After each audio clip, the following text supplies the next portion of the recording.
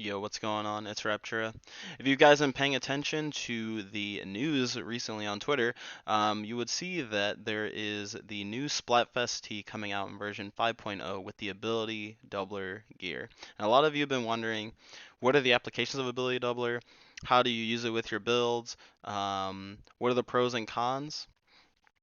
And I am here to explain that to you.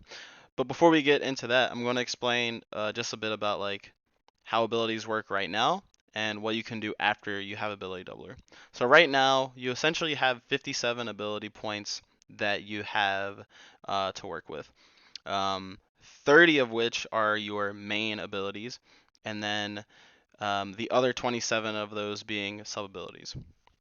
Now, what that essentially means is that 30 of your ability points out of the 57 are locked behind your main abilities. No matter what, if I choose, let's say I'm playing Umbrella and I need run speed, right? So in this case, 20 of my 30 um, points for main abilities are run speed, and the other 10 are going to be for Inksaber main out of the 57.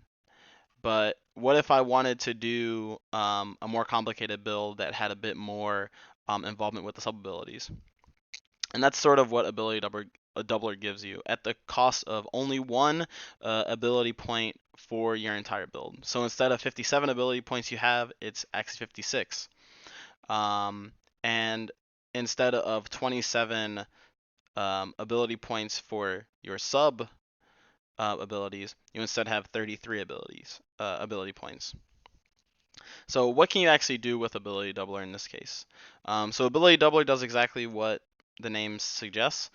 Each of the sub abilities on that piece of gear gets doubled.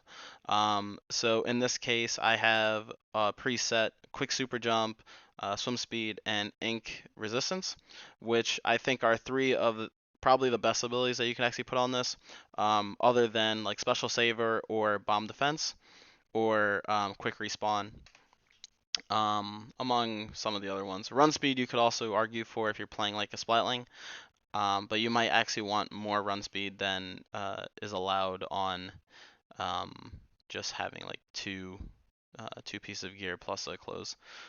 So I'm not a Splatling main, so someone else could actually attest to that.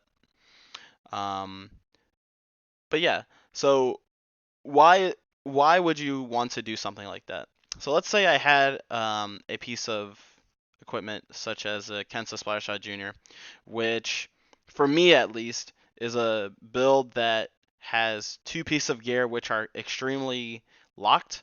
So if I'm playing a torpedo weapon, I like to have Lashless Jeffer because I like to spam torpedo at the end of games just to keep pressure. And because of bubble weapon, at the same time I also need to have object shredder so I can actually pop the bubbles faster. And I also need a certain amount of special power up.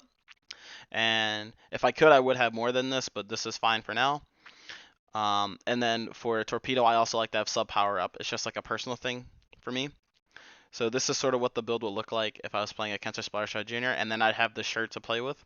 So if I was before ability doubler, I would have something like swim speed plus quick super jump, and then whatever two subs here. So maybe special saver, and then I don't know, like a bomb defense up, something like that. So this is sort of what my build will look like. But what if I wanted to do a bit more with the sub abilities in this case? What if I wanted more quick super jump? I would have to sacrifice either the special saver or the bomb defense up to get that. Um, but I really don't need that much swim speed. So if I had ability doubler, I would just have the swim speed as a sub. So I'd have two subs of swim speed, which in my opinion is good for any light class shooter. And then I'd also have the quick super jump. And I feel like two subs of quick super jump is mandatory on all builds, or most builds at the very least. So quick super jump is definitely like the first thing that comes to mind. And then depending on what the meta is looking like, in this meta, since we have a lot of Splash Shot Juniors and a lot of Kensa Pros, a lot of torpedo weapons and fizzy bombs, I would consider playing bomb defense up.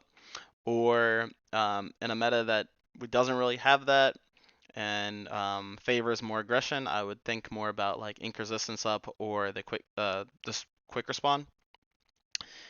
Ink resistance mainly so that like walking in enemy ink becomes more of a suggestion. You can actually do that if you wanted to. But this is like one of the applications I would use to have ability doubler. There's a lot of other applications, but really how you want to think about it is, okay, given the shirt with ability doubler, with these 3 subs that I have as my quote unquote meta subs, how do I build other builds around it using just the head and the shoe piece?